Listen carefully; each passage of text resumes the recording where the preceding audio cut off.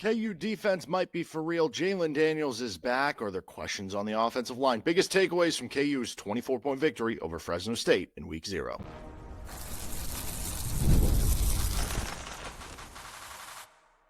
You are Locked On Jayhawks, your daily podcast on the Kansas Jayhawks. Part of the Locked On Podcast Network, your team every day.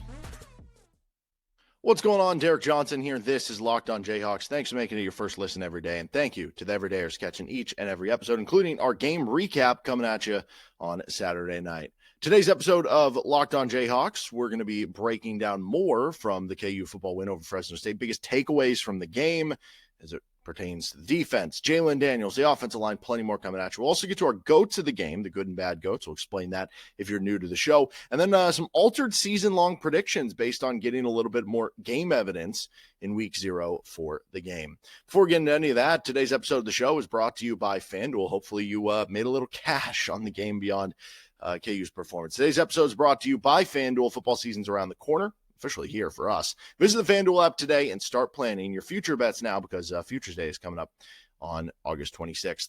Okay, so biggest takeaways from this game for me. I think the number one takeaway has to be, anytime you involve the quarterback, like that's going to be a thing.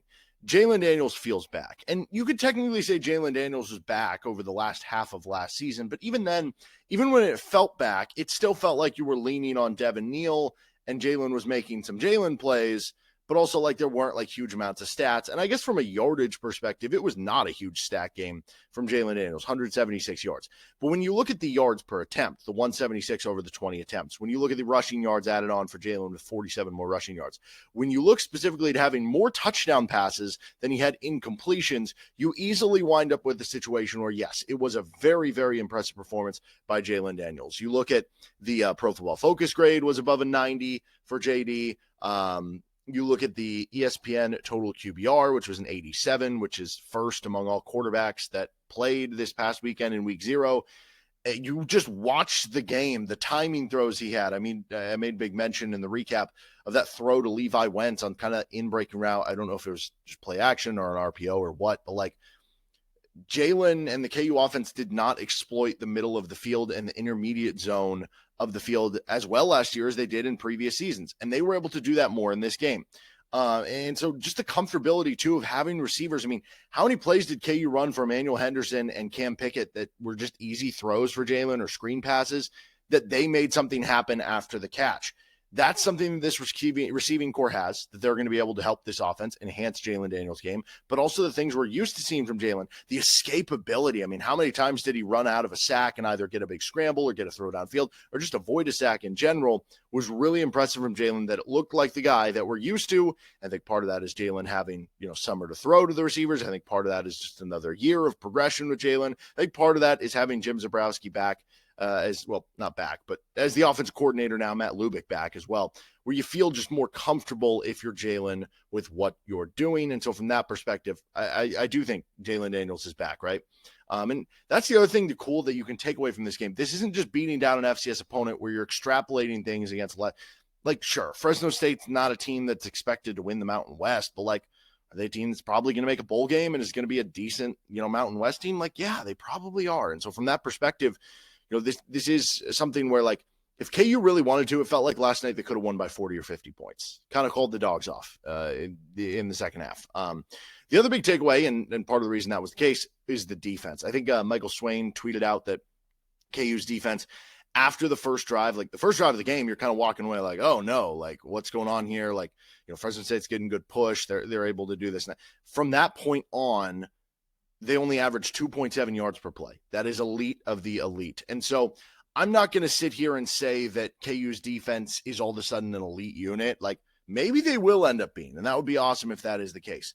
But I am definitively going to say one of my takeaways from this game is that the KU defense has improved from where they were last season. And I am a little cautious, I guess, that if you do remember last year, the KU defense played really well at the start of last season. Obviously that didn't carry over to the fourth quarter, the end of games. Illinois game played very well, but then you give up the kind of drives at the end of the games. I think you're outscored 10-0 in the fourth. UNLV game, you give up a big drive at the end of the game. The West Virginia game played played pretty well, and then you just couldn't stop them in the last 2 drives of the game. So it's not new that the defense is playing well at the beginning of a game, but even then, giving up 7 to Fresno is a whole nother level, I guess. It does, to me, it feels like this is going to be improved unit. And again, how much are we talking improvement? Are we talking their top 25 unit, a top 40 unit, a top 50 unit? I don't know, but I think this is going to be the best defense of Lance Leipold era. After that first drive, defensive line was as advertised, and that was without Dean Miller. I don't think they had a great necessarily like pass rush game. They were able to get there a couple times, but like I don't think it was like an overwhelming pass rush game. I don't think it was a bad game. I just don't think it was a great game either. But it was without Dean Miller. Dean Miller is your all Big 12 second team performer who's supposed to be your best pass rusher. So theoretically, you add Dean Miller to the fold, makes everything easier, makes life easier on every other player too, right? Because he's going to get more attention, going to make life easier for a lot of the other players. And so considering that, in addition to what they did, especially stopping the run, really liked what we saw from the defensive line. I thought you saw the athleticism from the linebackers in a very real way. When you look at, Trey Lathan had kind of a quiet 8 tackles, like in a very positive way there. Bangally Kamara flashed. He had 4 tackles. You get 12 tackles, 2.5 TFLs between those 2 linebackers. And then you're also, kind of rotating in other guys too. We saw like a play from John Kamara. Really like the defense overall in this game. And there's going to be time you give up passing plays, but like overall, Fresno State averaged 6.2 yards per attempt. That's not like a big number. That's in fact on the lower end of things overall. So overall, the DBs held up in a real way for KU. There were no like big coverage busts necessarily. I think there might've been like one where a guy was wide open, but that also is kind of the beginning of the season. The other ones were just okay. Maybe they just made like decent throws of the middle and like he was immediately tackled. Like you're going to have to live with those. You're not going to have every pass be incomplete. So I thought the defense was as advertised. I think once you add Dean Miller to the mix too, obviously, part of the other question is going to be the attrition over the course of the season. I think that was something that, injuries have slowed down last year's defense over the back half from what it was in the first half. But I do think this team is deeper on the defensive end than they were last year, that if that does happen, they'll be in better shape than maybe they were last year. My other big takeaway, though, and this one's not as positive, is I don't know how ready the offensive line is. Now, I don't know that. You lost a lot from last year's team. You look at the pass block and run block grades on Pro Football Focus, 64.1 on pass blocking, 65.2 in run blocking as a team. Among the 9 FBS teams that played in week 0, the pass blocking, at 64.1 ranked 4th, but it was 3rd among Power 4 teams. And then the run blocking grade for KU of 65.2 actually ranked 3rd.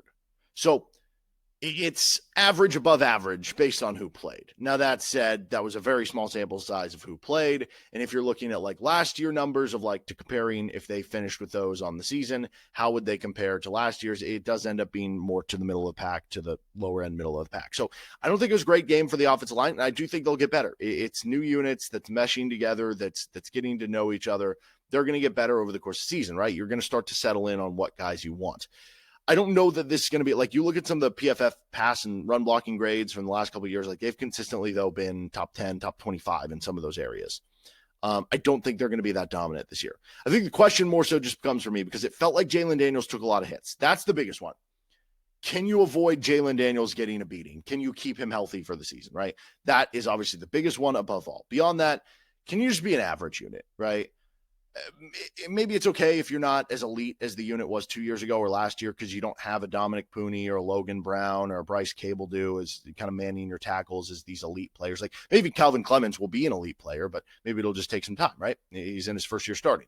The question kind of just becomes to me, can you just be average and okay there where you're not a problem, where you're not causing injuries, where you're not, just getting beat up when you're playing some of the better defensive lines? That'll be the big question. Usually the biggest improvements on teams is from week 1 to week 2. I'm very interested to see if the offensive line can have a dominant performance against an FCS team in week 2, because you're going to need to tighten it up week 3, or I guess week 2, but your 3rd game against Missouri. They've got a really, really good defense and a really good defensive line. So that'll be the real test to see how much they improved over these next couple of weeks. Let's get to our goats of the game for KU Fresno State. That next, this is Locked on Jayhawks. Today's episode of the show is brought to you by Rougiette Ready. You've probably heard of Viagra or Cialis. Maybe you've even tried them. But if you're looking for something beyond the usual pill, it's time to meet Rougiette Ready. Rougiette Ready is a next-gen prescription treatment designed to amplify arousal in the brain and boost blood flow. Unlike the usual pills that can take hours, Rougiette's 3-in-1 formula dissolves under your tongue and kicks in fast, on average in 15 minutes.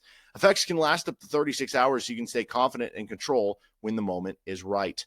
And they even have real customer reviews on the website, helping a lot of people feel more confident and present in the moment. Head to Rougiette.com/LockedOnCollege. Use code LockedOnCollege to get 15% off today. That's Rougiette.com, RUGIET.com/LockedOnCollege, and use promo code LockedOnCollege for 15% off. Individual results may vary with prescription treatment. Compounded drugs are permitted to be prescribed under federal law, but are not FDA approved and do not undergo FDA safety, effectiveness, or manufacturing review.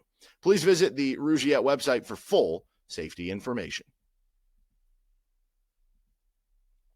Thanks for joining us on this episode of Locked On Jayhawks. Again, you can find our show anywhere you get your podcast and on our YouTube page. And you can check out Locked On College Football for your second listen as well. Get ready for week one, but also look back at what happened in week 0 and some of the biggest takeaways. I'm sure plenty of positives from Spencer on how KU looked in this win over Fresno State. All right, go to the game. If you're new to the show or new to this segment, we do the old version of GOATs and the new version of GOATs. The old version, when I was growing up, like if you were a GOAT, that was a bad thing, man. Like you were the sacrifice. You were the guy that everybody was like, that's not great.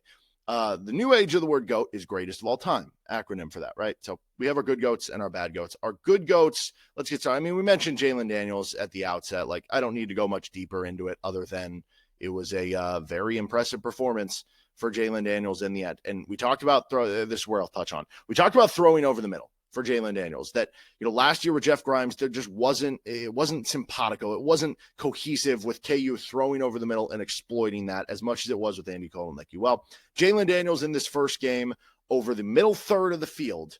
And if we don't want to count the throws from behind the line of scrimmage, we just want to count 0 and on yards forward over the middle of the field. He was 10 for 10 for 98 yards with 1 touchdown, no interceptions. Now, if we want to count the ones from behind the line of scrimmage as well, you'd add on another 4 for 4 with 45 yards, 2 touchdowns. So overall, the middle third of the field, Jalen Daniels in the first game, 14 of 14 for, over 140 yards with 3 touchdowns and no picks.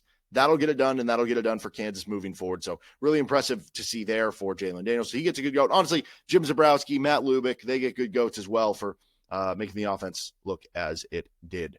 Cam Pickett, I think, gets a good goat here. I mean, statistically, he obviously had a big game, 6 catches, 77 yards, 2 touchdowns. 45 of that came after the catch, ended up with an 81 PFF grade. We talked a lot about in the preseason leading up, his yard after catch ability. That showed itself in the first game for KU. I want to give Leshon Williams a good goat here, too. I mean, you could give the combination of Highshaw and Williams. I mean, Highshaw would probably get one too, 5.3 yards per carry. Williams, though, was wound up even more effective in terms of yards per carry. 6 carries for 57 yards and a touchdown there. But yeah, I mean, the total of those two plus Jalen running, you had over 200 rushing yards. Isaiah Marshall, contributed to that too. That was kind of cool. Johnny Thompson as well. But Highshaw Williams gets you a good goat there.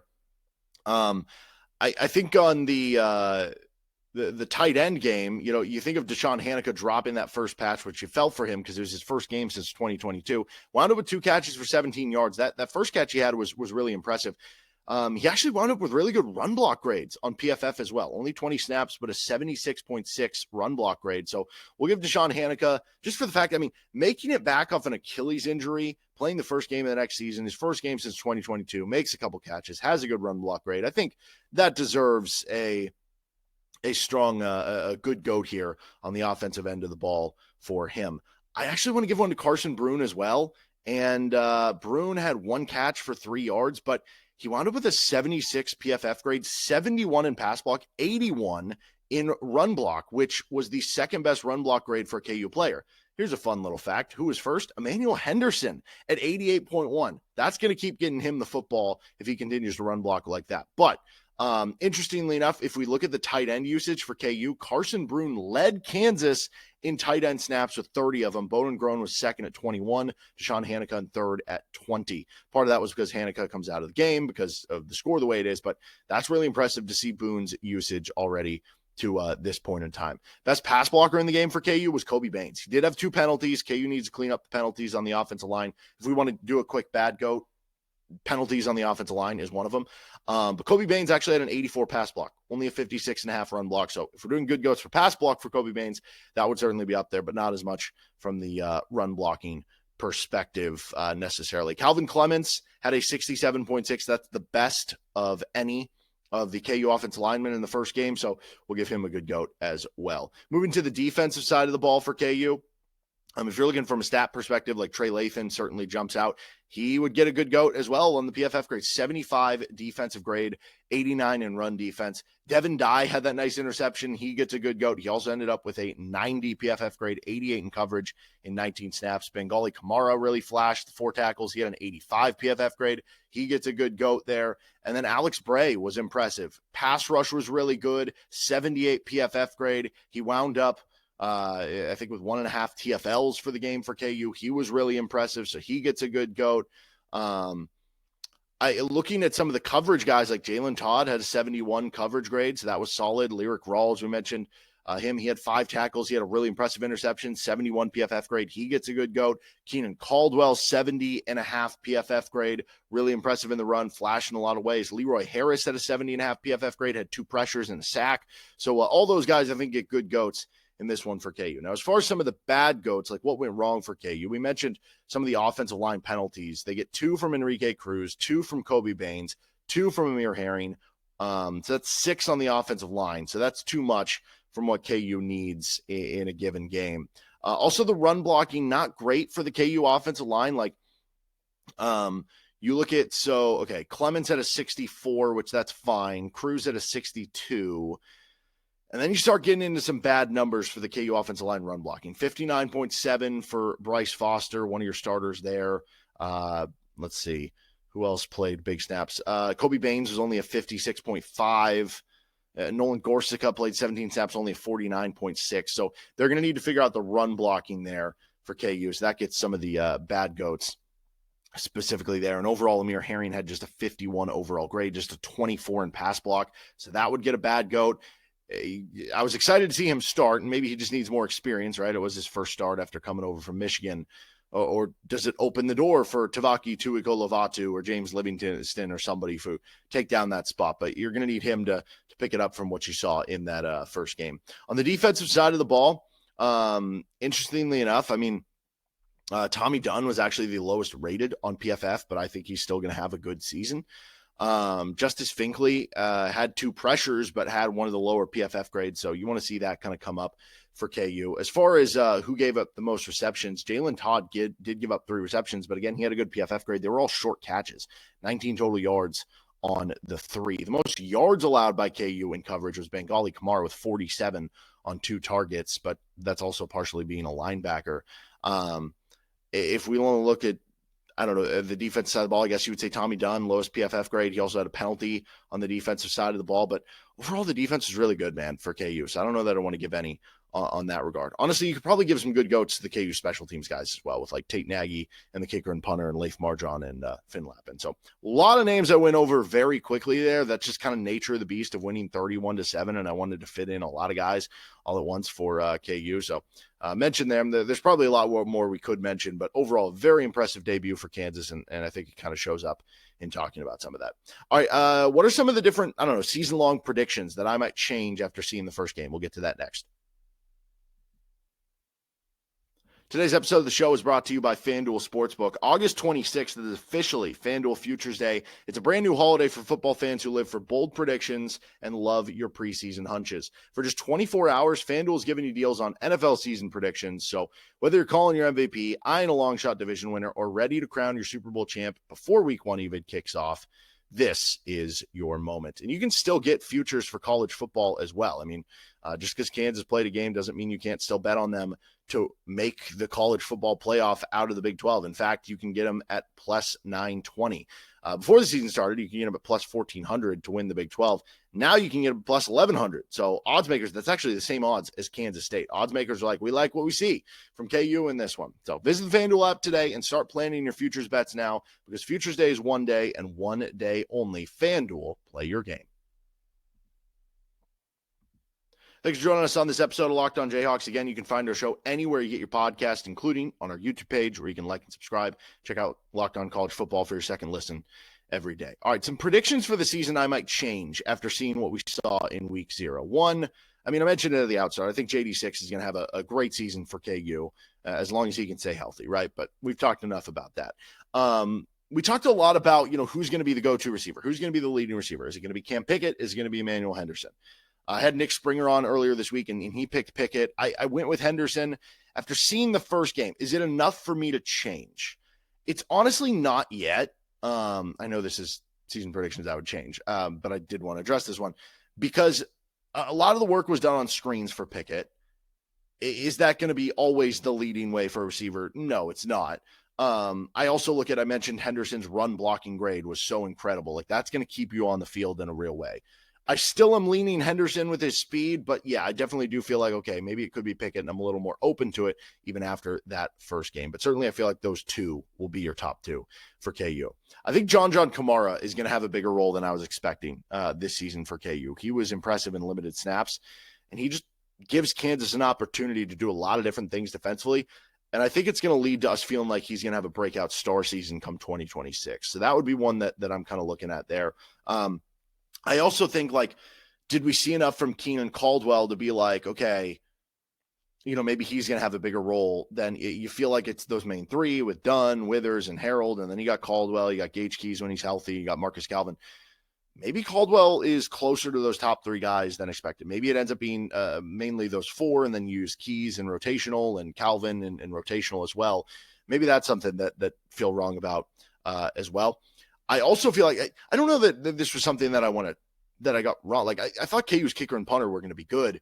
I don't know that I was as definitive as this, so I would like to put this on there. I think this is going to be the best kicker punter combo that Lance Leipold has had as KU between Finlap and Leif Marchand. I think it's going to be the best combo, right, of those two that he's had at KU, and that's something that I feel good kind of bringing up and talking about. I also think that it's mostly going to be just, you think back to the Andy Kotelnicki comment, like back when he first started at KU, a pair and a spare. I think that's very much going to be the way KU operates the running back room with Leshon Williams, Daniel Highshaw. If those two guys are healthy, it's those two. The third guy's getting in if it's a blowout. Now, maybe Leshon Williams isn't healthy. He came off with an injury, so maybe that gets changed up. But I do think that would be the way that KU wants to specifically operate that for KU. And then, yeah, I do think if we're talking, I don't know. I guess that would be something else. Like Carson Bruhn, his role in the offense, could he end up being tight end number 1 even? I don't know. Maybe that's something that we need to be open to moving forward as a possible season-long takeaway from this game. Maybe the defense is even better than I expected. I thought the defense was going to be better than it was the season before. Maybe it's that's just saying it's better, and something we talked about earlier, how much better is it going to be? Maybe that's not enough. We're going to learn more about that specifically in coming weeks, but it was a great first test. The KU passed with flying colors and got an AL round against Fresno State. All right, that'll do it for this episode of Locked On Jayhawks. You can find our show anywhere you get your podcast, including on our YouTube page where you can like and subscribe to the show. We'll be back at you on Tuesday's episode for more LOJ. We'll be back later this week, talk a little college basketball with our Wings preview. We'll get you ready for the Wagner game. And also don't forget to check out our game recap from after the game Saturday night against Fresno State. We'll see you next time with LOJ anywhere you get your podcast and or on our YouTube page. See you then.